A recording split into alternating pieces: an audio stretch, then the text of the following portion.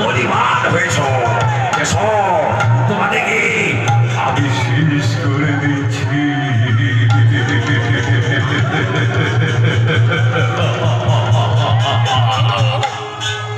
কিন্তু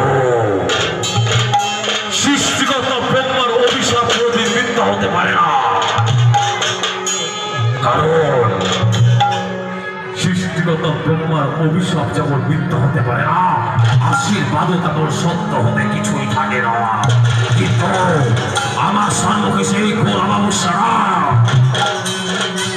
এই রাতে যদি একবার আমি নারীকে হাতের মুঠোয় নিয়ে যাই না, তবে আমি চুপ চুপ চিরন্তর অমর হয়ে যাব।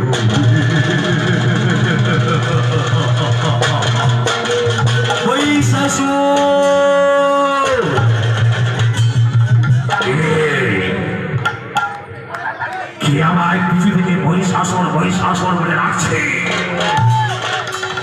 কার মৃত্যু আমার সম্মুখে টেনে নিয়ে আসছে?